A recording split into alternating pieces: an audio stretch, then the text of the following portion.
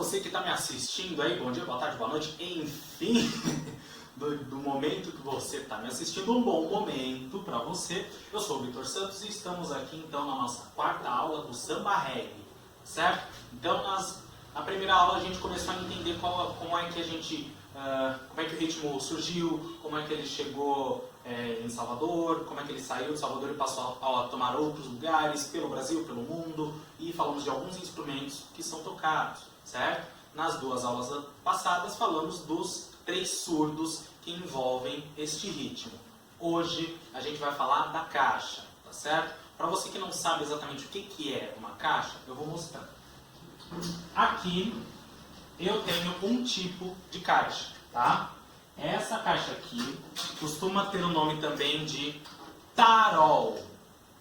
Tarol, com T, de tatu, tá certo? Não é Carol, aquela sua coleguinha amiguinha, não. É tarol, certo? E a gente sabe que essa caixa é um tarol por quê? Porque o corpo dela é bem fininho, tá? Então existe caixa clara, caixa tenor, caixa malacacheta, caixa de guerra, tá? Essa daqui é um tipo de tarol, tá bom? Então, o que a gente vê? Normalmente a caixa tem uma pele por cima, que é de um determinado jeito, e embaixo tem uma outra pele que normalmente é transparente, tá certo? Vocês estão vendo uma faixinha aqui. Essa faixinha é a esteira da caixa, que faz ela ter esse som mais ardidinho, mais tch, tch, certo? Então, essa esteirinha aqui, nesse caso, tem 12 fios, tá? Então, vocês viram aqui, eu vou até voltar com ela aqui pra frente. Essa área todinha aqui são 12 fios esticados de uma ponta até a outra, tá? Vocês podem ver esteiras com mais fios do que essa, e aí você vai perceber que o volume do que você está tocando vai mudar, né? A intensidade, inclusive. Você não vai precisar fazer tanto esforço para tirar sons fortes, tá? Essa é a que a gente vai usar e que a gente normalmente vê no samba reggae, tá certo? Essa caixa parece um pouco com a caixa que a gente vê sendo tocada na bateria, tá bom? Na bateria, aquele instrumento mesmo da bateria que a gente vê em bandas normalmente, tá? E aí, só que a caixa da bateria normalmente tem um corpo um pouquinho mais alto, né? E às vezes o material da pele, por exemplo, muda, tá? Então, a caixa da bateria normalmente é a caixa clara. Lembra que eu comentei aqui agora há pouco? Então, é a caixa clara. Essa daqui é o tarol, tá bem? Aqui, vocês vão ver uma coisa diferente do que vocês viram no surdo. E o tamborim que cai, gente. Esse tamborim, coitado dele. Nossa, tá caindo toda hora, enfim. Então, aqui, vocês estão vendo que a caixa não está presa no meu ombro, né? No meu ombro, esse aqui. Como foi o caso da alfaia, do surdo, onde eu punho o talabarte aqui no ombro, ele cruzava o meu corpo, para que a alfaia ficasse aqui na minha frente, tá? Aqui não é o caso. Por quê? Eu estou usando um talabarte que tem 2 ganchos, então ele prende aqui. Vou chegar pertinho de vocês, ó. Aqui é onde uma das áreas onde a gente afina a caixa, né? A gente coloca uma chavinha aqui e puxa para apertar ou para deixar mais soltinho, tá? Então, aqui embaixo, olha, tem um ganchinho desse talabarte. Aí ele vai passar aqui por trás de mim e nós chegamos aqui pro outro lado. Aqui no outro lado tem outro gancho. Então, diferente daquele primeiro talabarte que vocês viram, este daqui é um talabarte que tem 2 ganchos. Serve pra gente prender os nossos instrumentos usando aqui na cintura, né? Justamente para que a gente não sinta um peso no ombro, os braços fiquem livres, tá certo? Então, o ideal é a gente manter a caixa mais ou menos um pouquinho abaixo da linha do nosso umbigo, tá bem? Então, ela vai ficar desse jeito aqui, ó. Se ela ficar indo para baixo, quer dizer que o seu talabarte você precisa apertar um pouquinho, tá? Porque dá para ajustar, olha. Essa partezinha aqui é onde você ajusta. Você pode puxar mais para ela ficar mais presa no seu corpo. Ou você pode afrouxar um pouco mais. Ela vai ficando um pouquinho mais solta, tá certo? Ou apertar um pouquinho mais, porque senão não fica muito legal. Tá bom? Vocês viram que tem uma marquinha aqui, né? Olha. Por quê? Normalmente essa é a área onde a gente toca, tá? Dependendo do ritmo, você às vezes até pode tocar aqui no meio mesmo, como normalmente é o caso do surdo, da alfaia. Você vai com a baqueta sempre no meio, você não vai muito perto da borda, porque em cada lugar sai um som diferente. Né? Mas na caixa, se você vai muito no meio, o som fica forte demais, ela já é um instrumento potente. Você não precisa acentuar isso sempre, tá? Então a gente vai um pouquinho mais perto da borda, para o som não ficar tão potente assim, para dar uma diminuidinha, tá? A caixa já é um instrumento que aparece de qualquer maneira, então a gente pode dar uma seguradinha na emoção com relação a ela, tá bom? Aqui, vocês estão vendo duas baquetas para a caixa.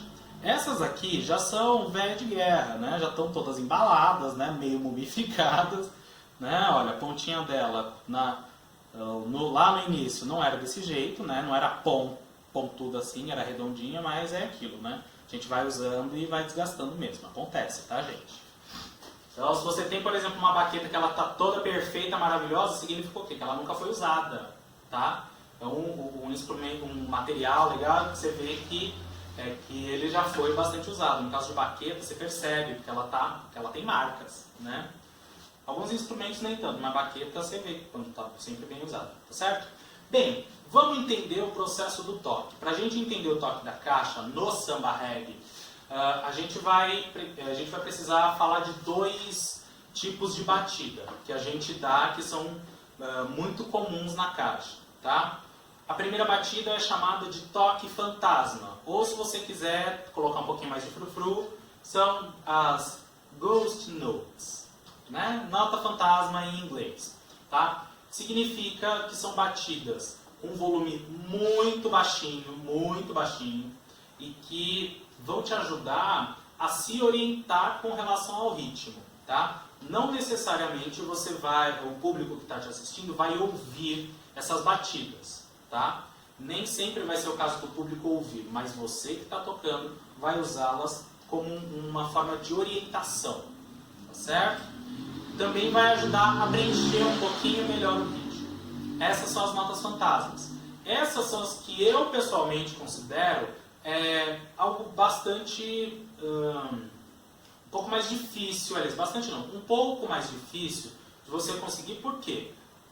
Desculpa, eu já comentei antes que a gente passa por alguns processos durante a percussão, quando a gente está estudando principalmente, que a gente se empolga muito, quer pôr energia, quer tocar forte, quer fazer essas coisas desse jeito. Só que o que acaba acontecendo a nota fantasma, a gente tem que ter muita delicadeza na mão, tá?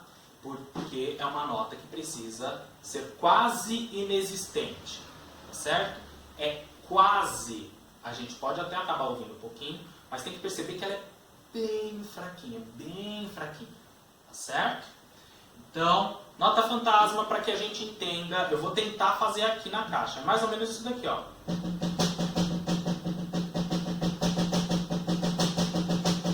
Vocês estão vendo que o movimento que eu estou fazendo para tocar é pequenininho, né? Certo? Então, o movimento é pequenininho, a gente tem que ter uma firmeza na mão, mas tem que tocar com a baqueta de leve.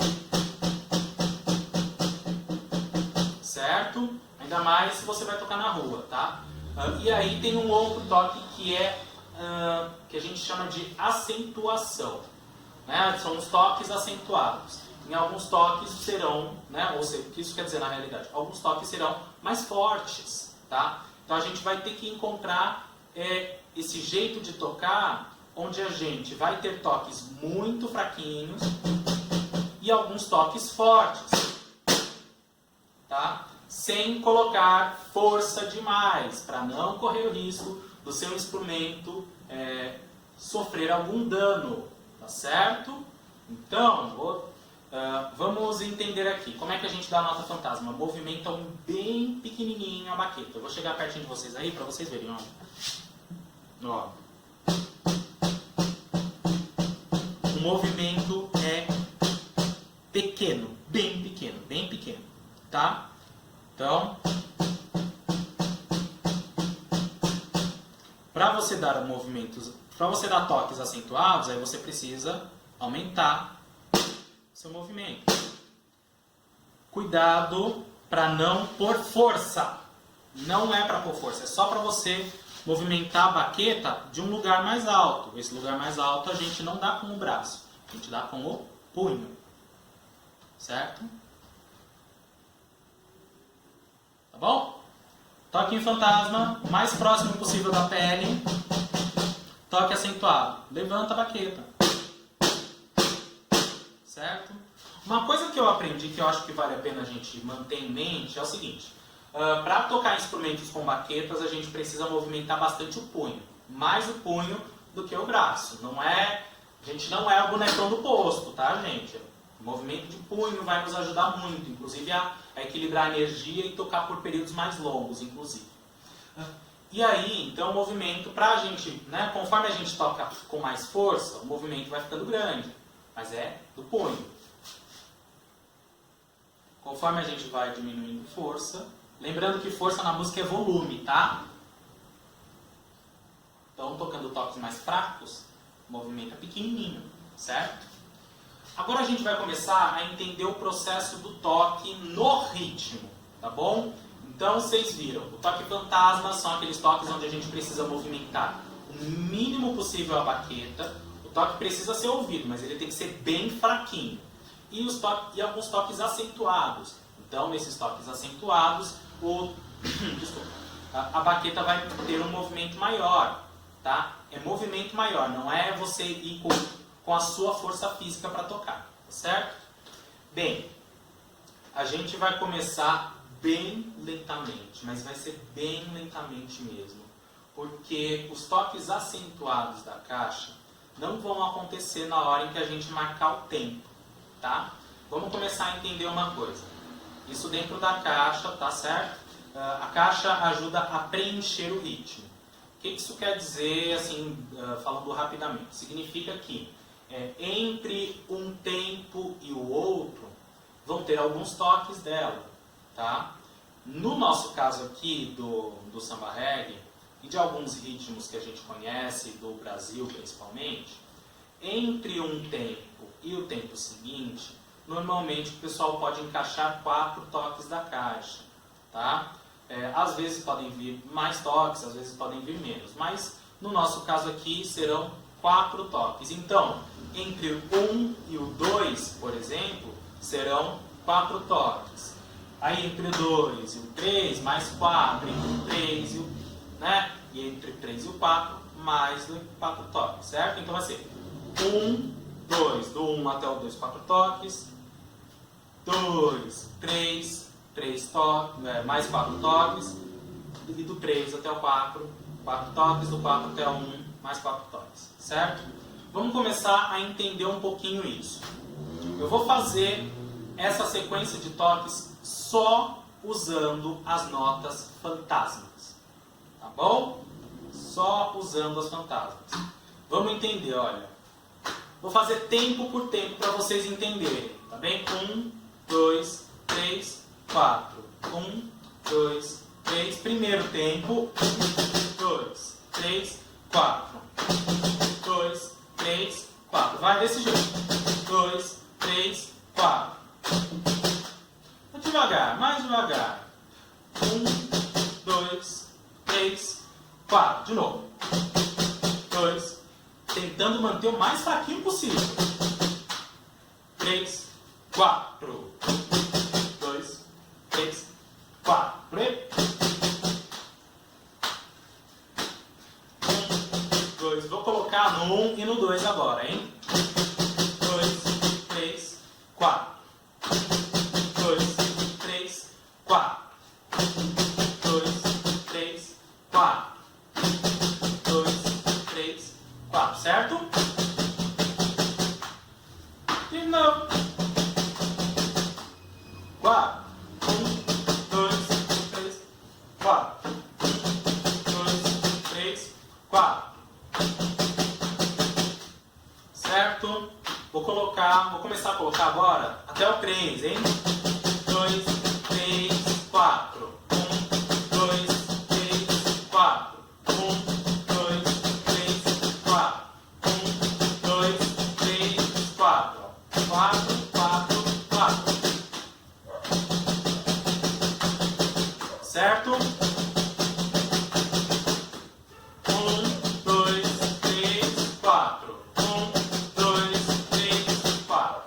Vamos agora fazer uma sequência do 1 até o 4 inteiro. Aí a gente para, eu vou manter a contagem, tá? Do nosso pezinho. Depois a gente faz de novo. Depois para de novo. Depois faz mais uma vez. E para de novo. Que é pra gente começar a entender esse rolê aí, né? 1, 2, 3, 4. Mais devagar. 1, 2, que é daqui eu comecei a correr. 1, 2, 3, 4. 1, 2, 3, 4. 1, 2, 3. Agora de novo. 1, 2, 3, 4. Eita. Vou fazer de novo. Dessa vez vai dar certo, hein? 1, 2, 3, 4. 1, 2, 3, 4. 1, 2, 3, 4. 1, 2, 3. Mais uma vez. 2, 3, 4. 1, 2, 3, 4. 1, 2, 3, 4. 2, 3, 4. 1, 2, 3, 4. 2, 3, 4. 1, 2, 3, 4. 2, 3, 4. Claro, vou continuar com a contagem no pezinho. Aí, é o seguinte, eu vou fazer agora emendando, então a gente vai ficar aí um tempinho tocando só as notas fantasmas, tá certo? Só notinha fantasma. 1, 2, devagar, 3, 4. E é claro que o tamborim cai. Gente, vocês estão vendo, toda a aula o tamborim resolveu cair, né? Então vamos lá, de novo. 1, 2, 3, 4. O tamborim não caiu, parece que não é aula minha, né? 2, 3, 4. 1, 2, 3. Agora, ó. 1, 2, 3, 4. 1, 2, 3, 4. 1, 2, 3, 4. 1, 2, 3, 4. 2, 3, 4.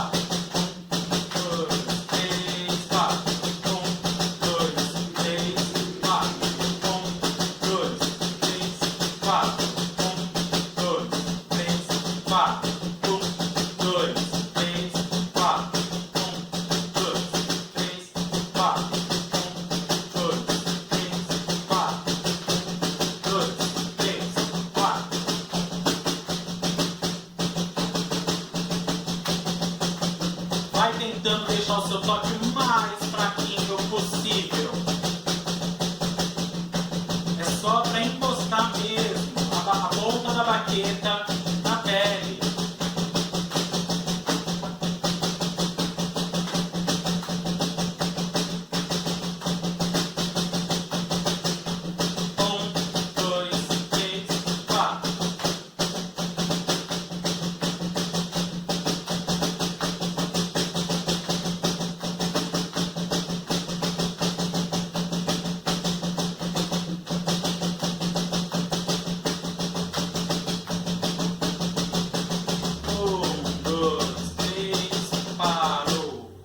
Aí tem uma coisa, gente.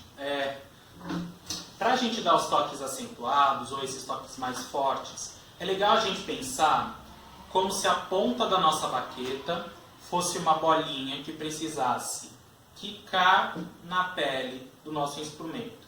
Como se, vamos dar uma olhada, como se ela fosse uma bolinha que precisasse, e aí ela volta para cima, tá? Esse movimento vai ser dado pelo punho, obviamente, mas a gente vai treinando, no caso das notas mais intensas, para melhorar esse movimento.